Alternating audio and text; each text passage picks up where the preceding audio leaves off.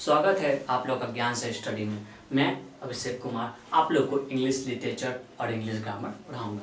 पिछले कई दिनों से कोरोना काल के चलते हम लोग का क्लास स्थगित कर दिया गया था।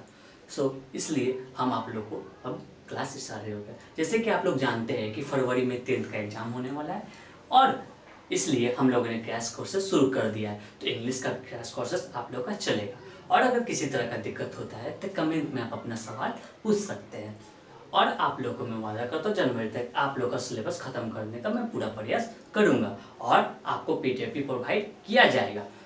जैसे कि समय न व्यर्थ करते हुए हम अपनी क्लास को शुरू करते हैं। आज हम लोग पढ़ेंगे इंग्लिश लिटरेचर में पोइट्री। पोइट्री बहुत इंपॉर्टेंट चैप्टर है। पोइट्री में आप लोग को हर चैप्टर इंपॉर्टेंट है, उससे 15 नंबर का क्वेश्चन पूछा जाता है। तो हम लोग आज पढ़ेंगे God made the country William copper के बारे में। विलियम कॉपर एक बहुत ही रोमांटिक नोवेलिस्ट पोइट्री कहा जाता है। रोमांटिक नोवेलिस्ट है वो, ठीक है, रोमांटिक पोइट्री वो है। तो हम लोग उनके बारे में आज जान लेंगे कि विलियम कॉपर आखिर है कौन, ठीक है। So let's start the class. William Cowper was an English poet and hymnodist, यानी इंग्लिश पोएम में, यानी वो इंग्लिश पोइट्री है, यानी इंग्लिश पोएम वो लिखा करते हैं। William Cowper was an English, वो इंग्लिश के कवि है और एक रोमांटिक पोइट्री भी उन्होंने नया बारे में बताया। कह सकते हो उसको पोएम, ठीक है। One of the most popular poet of his time, Cowper, oh mistake sorry, 2 बार कॉपर लिखा गया था, इसको काट दीजिएगा। तो Cowper change the direction of 18th century nature poetry by writing of everyday life and scenes of English countryside, ठीक है। यानी कहता क्या है कि विलियम कॉपर जो है एक मोस्ट पॉपुलर पोएट्स, ठीक है, अपने टाइम में, अपने समय के सबसे पॉपुलर यानी प्रसिद्ध कवि कहते हैं उनको, ठीक है, अपने समय के वो प्रसिद्ध कवि में से एक थे। और कॉपर ने, विलियम जो कॉपर सर थे, उन्होंने 18th सेंचुरी में यानी 18वीं शताब्दी में उन्होंने जो नेचर यानी प्राकृतिक से जो प्रेम कैसे किया जाता है उन्होंने उसके बारे में बताया। और भी देहात में, कंट्री साइड यहाँ कहने का मतलब जो अदर कंट्री नहीं है, यहाँ ये कहने का मतलब है देहात, यानी आप लोग गांव कहते हैं उसको ना, गांव में, ठीक है। कंट्री साइड यहाँ ये मीनिंग होता है, ठीक है। तो उन्होंने नेचर के बारे में बताया कि गांव में किस तरह से नेचर रहता है, उसके बारे में हम लोग आज पढ़ेंगे। In many years he was one of the forerunners of romantic poetry. वो एक मतलब अपने संचय प्रसिद्ध, फॉररनर्स का मतलब होता है अनुशासिक, या फॉरनर्स का मतलब कर सकते हैं एक तरह से अपने काल में प्रसिद्ध और रोमांटिक पोएट्री थे, यानी पोयम उसमें लिखते थे। यानी रोमांटिक यहाँ कहने का मतलब वो रोमांटिक नहीं है, रोमांटिक कहने का मतलब है नेचर लव के बारे में बताना चाहते थे, ठीक है। बहुत सालों बाद वो प्रसिद्ध हो गए थे, एक मतलब वन ऑफ द फॉरनर्स, सभी में से जितने भी प्रसिद्ध व्यक्ति में उनका भी एक नाम आ गया था नेचर लवर में से, ठीक है। तो आगे हम लोग जानेंगे कि विलियम कॉपर का जन्म कहाँ हुआ था, किस समय हुआ था और कब वो जन्म लिए थे, ठीक है। हम लोगों ने जाना विलियम कॉपर के बारे में, उनके जन्म। When the William Cowper born and where, William copper का जन्म कहाँ हुआ था, ठीक है, और वो कब जन्म लिए थे। तो William Cowper born in 26 November 1731, यानी उनका जन्म 26 नवंबर 1731 में हुआ था। और वो कहाँ जन्म लिए थे, इन बर्थखानिस्टेड, हेटरफोर्डशायर, इंग्लैंड, यानी इंग्लैंड की एक जगह का नाम है बर्थखानिस्टेड, हेटरफोर्डशायर। दूसरा क्वेश्चन हम लोग से एग्जाम में ये इंपॉर्टेंट क्वेश्चन है, इसको इंपॉर्टेंट कर लीजिए क्योंकि एग्जाम में इससे पूछना ही कि विलियम कॉपर का जन्म कहाँ हुआ था और कब। तो कहता है क्वेश्चन क्या, when the William Cowper born and where. तो William Cowper born in 26 November 1731 in Berkhamsted, Hertfordshire, England, यानी उनका जन्म 26 नवंबर 1731 में इंग्लैंड के एक छोटे से गांव में बर्थखानिस्टेड, हेटरफोर्डशायर में हुआ था, ठीक है। अब अगला क्वेश्चन पूछता है कि उनकी मृत्यु कब हुई थी। तो इसके बारे में भी विलियम कॉपर के डिटेल के बारे में जान लेंगे। हम लोग विलियम कॉपर के बायोग्राफी के बारे में पढ़े थे, बायोग्राफी से पूरा डिटेल आपको पढ़ा दूंगा, उसके बाद आपको गवर्नमेंट कंट्री के बारे में पढ़ाऊंगा। इससे पहले हम लोगों ने विलियम कॉपर के बायोग्राफी में अच्छी तरह से जानकारी ले ली है। अगर किसी को उसमें भी दिक्कत होती है तो कमेंट में अपना जवाब या क्वेश्चन करना बिल्कुल ना भूलें, ठीक है। तो लेट्स स्टार्ट द अगला में हम लोग ध्यान देंगे। अगला है इसको पोइट्री को हिंदी में हम लोग समझेंगे, और अगर आप हिंदी में समझ जाते हैं तो आप इसको कभी भी अगर एग्जाम में इसका समरी उमरी आता है तो आराम से आप इसको डिफाइन कर सकते हैं और आराम से आप अपने एग्जाम निकाल सकते हैं, ठीक है।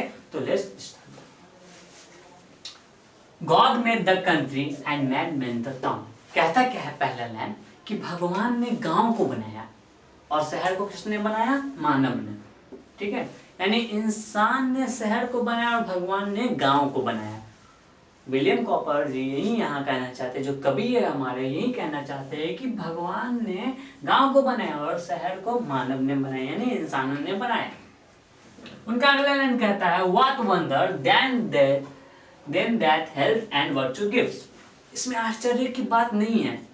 भगवान ने जो हमें गिफ्ट यानी जो हमें आशीर्वाद या जो हमें वर्च्यू यानी जो हमें दिया है वो सिर्फ गांव में देखने को मिले, शहर में नहीं। अगला लाइन कहते हैं that can alone make sweets the bitter draught, ठीक है। यानी ये कड़वा सच, ये जीवन का कड़वा अनुभव को ये मीठा बना देता है, ठीक है। इसमें कहता है जो अकेला व्यक्ति रहता है जीवन के कड़वे, ठीक है, जीवन के कड़वे अनुभव को मीठा बना देता है, ठीक है। इसमें कवि कहना चाहते हैं कि जो हमारा जीवन यानी शहर में रहने से जो हमारे जीवन में कड़वाहट आ जाता है, भेदभाव यानी अलग अलग से, वो गांव में रहने से मिठास, यानी देखते हैं गांव में सब मिलजुल के रहते हैं और शहर में सब अपने अपने कार्य से मतलब रखते हैं। अगर व्यक्ति यहाँ कुछ हो गया है चल, पर गांव में अगर कुछ होता है तो सब ही कोई मिलकर आपस में रहते हैं, ठीक है। यही इसलिए कहते हैं कि यहाँ, ठीक है, जीवन में कड़वा अनुभव को भी मीठा बना देता है, ठीक है। अगला लाइन समझेंगे that life pours out of all should most abounded. यहाँ पर फूल फलियान और चारों तरफ ही फूल फलियान भगवान देखने को मिलेगा। यानी वहां पर गांव में आप जाइएगा तो जगह जगह पे घास, बड़े बड़े घास, फल का पेड़ और तरह तरह के देखने को मिलेगा। और वहाँ and least be threatened in the field and groves, वहाँ बड़े बड़े घास और वहाँ डर नहीं लगेगा, वहाँ डर का नहीं। यहाँ जैसे हम लोग गांव जैसे शहर में जब हम लोग जाते हैं कहीं पर बड़े बड़े घासों में या कहीं पर जाते हैं फल उल भगवान में, हमें डर लगाता है ऐसा नहीं कि कुछ हो जाए, अनहोनी हो जाए, ये वो सब चीज़। पर गाँव में ऐसा नहीं है। कभी यहाँ तक ये बताना चाहते थे कि ग्रोथ यानी गाँव में किसी प्रकार का डर नहीं होता है, ठीक है। अगला लाइन हम लोग समझेंगे, यानी अगला पैराग्राफ समझेंगे। यहाँ पर कहता है पोसेस ये देयरफॉर ये हु बॉर्न अबाउट, तुम्हें यह जन्म से अधिकार है जो तुम्हारे पास गाड़ी है आदि सब है, ठीक है। In chariots and sedans now as fatigue, वो तुम्हें आलस बना रहे हैं, ठीक है। कभी यहाँ पर कहना चाहते हैं ये जो तुम्हारे पास जन्म से ही जो तुम्हारे पास गाड़ी है, जन्म से ही तुम्हारा जो अधिकार है, जो आपके पास गाड़ी है या तरह तरह की मशीन है, वो आपको क्या कर रहे हैं? आलस बना रहे हैं, ठीक है। गांव में ऐसा नहीं होता है। गांव में क्या होता है कि सभी कोई अपना अपना कार्य करते, किसी मशीन की आवश्यकता नहीं लेते। पर हम लोग कहीं जाना है तो गाड़ी से, तो हम लोग को शरीर को क्या बना रहा है? आलस बना रहा है। But that one of the idleness and taste notion, ठीक है। हम लोग को वो आलसीपन बना रहा है और हम लोग को टेस्ट नहीं है प्राकृतिक का। यानी टेस्ट यहाँ कहने का मतलब है हम लोग को कोई अनुभव नहीं है प्राकृतिक में, कितनी सुंदरता होती है, कितना उसमें रंग है, कितना अनुभव है, हम लोग को कोई अनुभव नहीं है क्योंकि हम लोग तो अपने मगन में, हम लोग में आलसीपन में रहते हैं, ठीक है। कभी यहाँ ये बतलाना चाहते हैं but such as art construct process ये स्टल, पर कभी ये कहना चाहते हैं कि शहर के लोग आलसीपन नहीं, वो अपने आलस के कारण अपना चमक यानी जो उनमें कला होती है वो दिखा नहीं पाते हैं, ठीक है। Your element there can be only shine, आपके पास जो तत्व है यानी जो आपका कला है उसको निखारिए ताकि आप चमक सके यानी शाइन कर सके, ठीक है। यानी कभी यहाँ पर कहना चाहते हैं सीधा सीधी सरल शब्दों में कि शहर के लोग उनमें उत्सुकता रहते हैं, पॉजिटिव तो जन्म से अधिकार है उनका, पर वो अपने आलसपन के कारण अपनों से दूर होते जा रहे हैं। और यहाँ पर जैसे बड़ी बड़ी गाड़ियों इत्यादियों से, ठीक है, वो अपने प्राकृतिक सुंदरता को नहीं देख पा रहे हैं। पहला पैराग्राफ हम लोग समझ चुके हैं, अब दूसरा पैराग्राफ समझते हैं। पॉसेस ये देयरफॉर ये हु बॉर्न अबाउट, यानी यहाँ पर विलियम कॉपर जी कहना चाहते हैं, कवि कहना चाहते हैं कि यह तुम्हारा जन्म से अधिकार है इन चैरिटीज एंसीडेंट्स नॉन एज फैटे, ठीक है, यह तुम्हारा जन्म से अधिकार जो कार्य तुम्हारे पास इत्यादि है, तुम तो जानते नहीं कि थकान क्या होता है।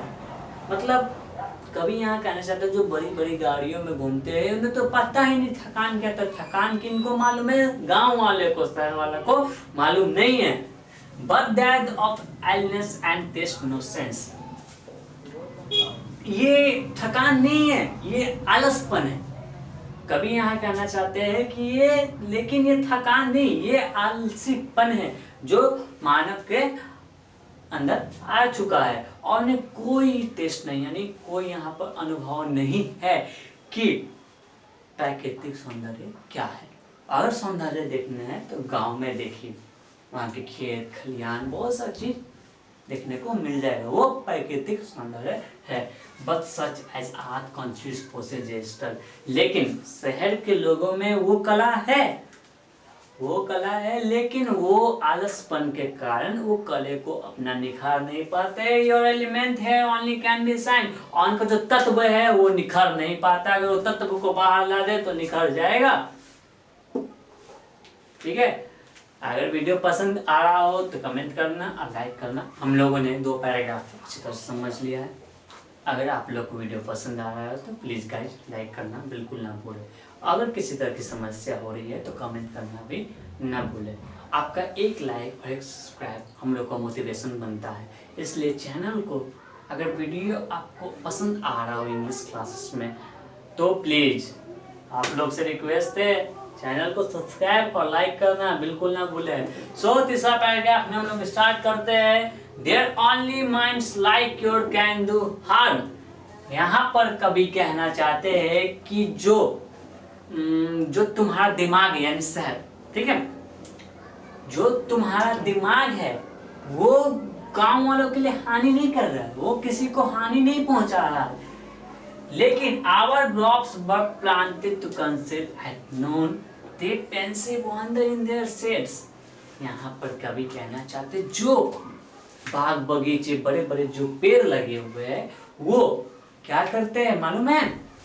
वो जो व्यक्ति थका रहता है या उदास रहता है, जब उसके नीचे बैठता है तो उन्हें एक सुकून मिलता है, बहुत आनंद मिलता है। कभी आप लोग भी कभी उदास रहिएगा या थोड़ा टेंशन में रहिएगा तो किसी पेड़ के नीचे आराम से एकदम ठंडी जगह पर, जहाँ पर हल्ला ना हो, वहाँ पर कहीं बैठ कर देखिएगा, एक अलग सा अनुभव, एक सुकून मिलेगा। मैंने भी देखा है, मैंने भी किया है, तो मैंने को भी बहुत अच्छा फीलिंग लगता है पेड़ के पास बैठने में। एक अलग सा सुकून लइए कि आपके पास कोई बैठा हुआ है जो आपसे बातचीत कर रहा है, एक अलग सा सुकून और अपना फीलिंग उसके साथ जाहिर कर सकते हैं। तो कभी यहीं पर यहाँ कहना चाहते हैं कि जो पेड़ है, हम लोग के जो गार्डन बड़ा बड़ा जो पेड़ है, ठीक है, वो वहाँ पर लोगों को क्या करते हैं, मन जो जिसका मन उदास रहता है, जो थके हारे रहते हैं, उनको शरण देते हैं और उदास मन को खुशहाली से भर देते हैं, ठीक है। The moonbeam sliding softly between the sleeping leaves is all the light they wish।